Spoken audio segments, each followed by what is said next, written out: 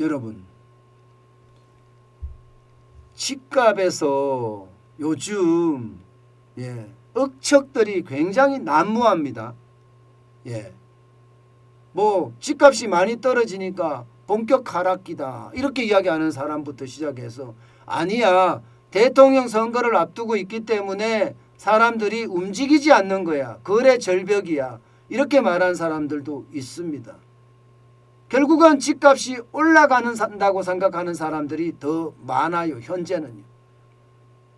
정부는, 그러니까 정부 쪽에서는요, 대부분이 집값이 고점이다, 떨어질 거다, 이렇게 이야기하고요.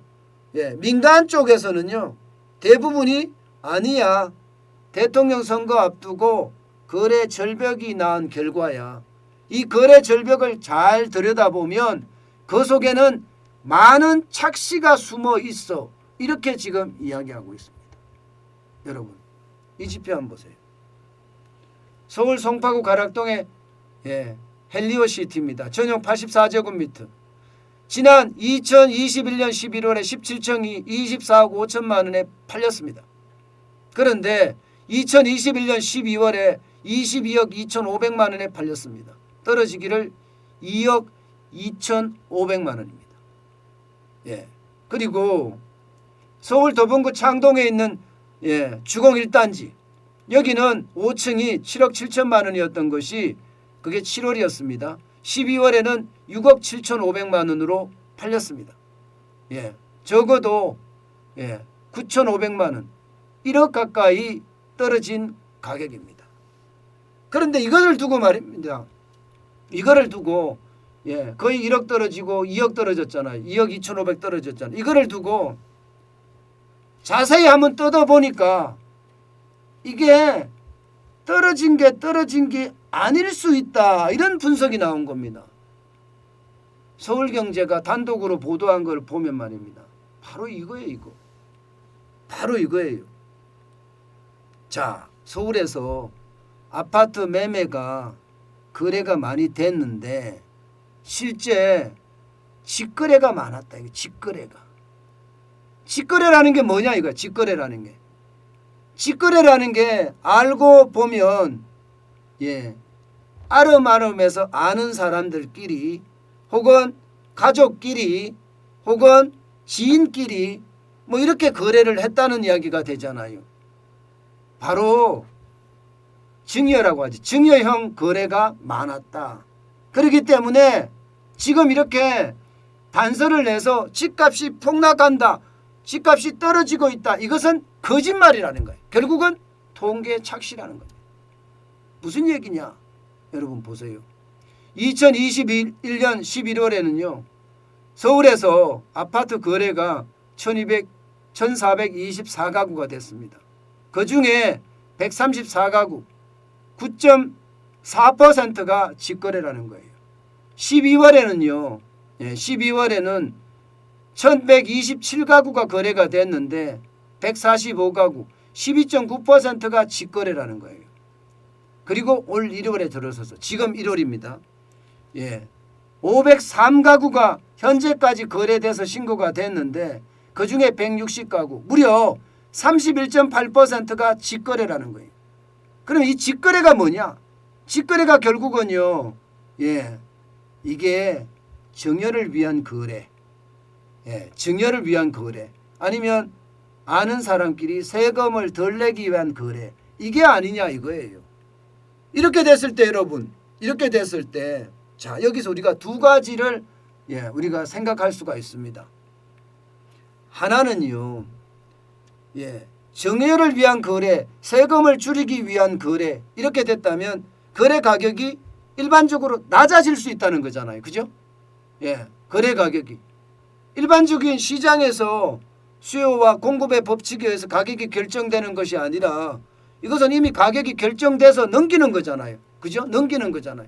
그렇기 때문에 일반 가격보다 더 떨어진 가격에 지금 실거래가 신고가 된다는 겁니다. 그래서 하락처럼 보인다는 거예요. 하락처럼 보인다. 하락처럼 보인다. 이게 핵심이고요. 두 번째는요. 거래량이 503건밖에 되지 않는다는 사실이에요. 거래량이 굉장히 적다는 거예요. 거래량을 가지고 이 거래량을 가지고 통계를 내기에는 너무 부족하다. 너무 부족하다는 겁니다. 통계를 내면 아무래도 착시가 일어날 수 있다는 거예요. 이게 거래가 부족한데 그게 신고가만 거래가 됐다든가 아니면 정여 거래만 됐다든가 이렇게 어느 한쪽으로 치우쳐 있잖아요. 한쪽으로 치우쳐 있으면 통계적으로 유의미하지 않다는 겁니다. 충분히 이해가 될 수 있는 부분이에요. 충분히 이해가 될 수 있는 부분이에요. 예. 그래서 지금 정부가 집값 하락이다. 예. 1월 4주차 집값이 서울시 값이 0.01% 떨어졌다. 이렇게 이야기하는 것은 실질적으로는요. 통계 착시에 의한 이게 통계가 아닌가 그렇게 이해를 합니다. 여러분 어떠세요?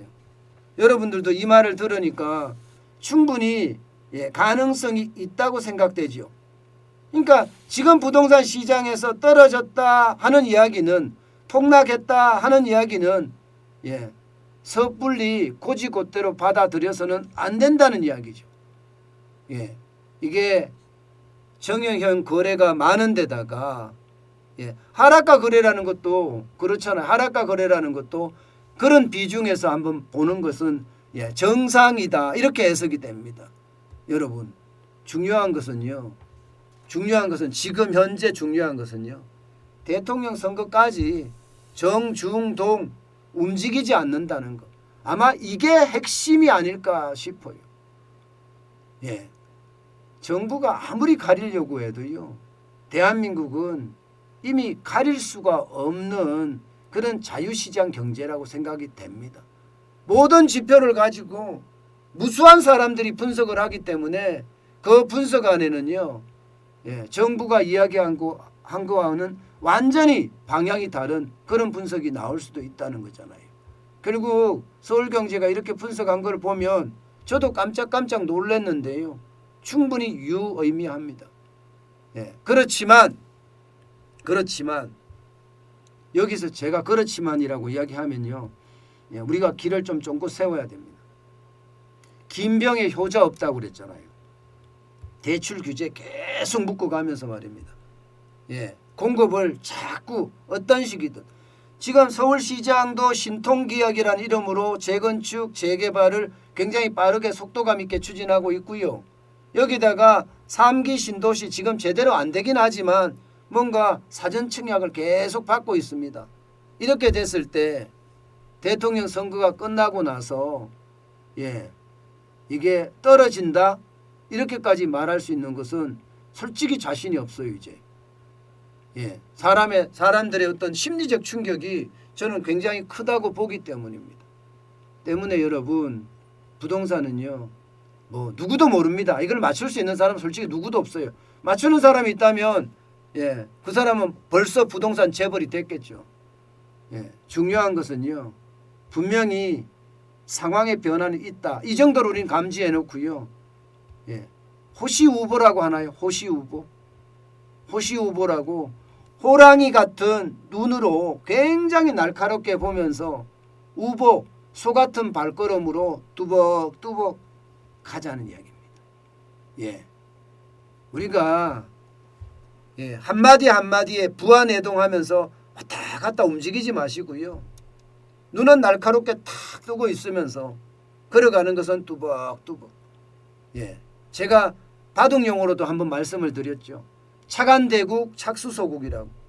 착안 볼 때는 대국 넓게 보고요. 착수 손으로 놓을 때는 소국 집중해서 보자는 뜻이에요.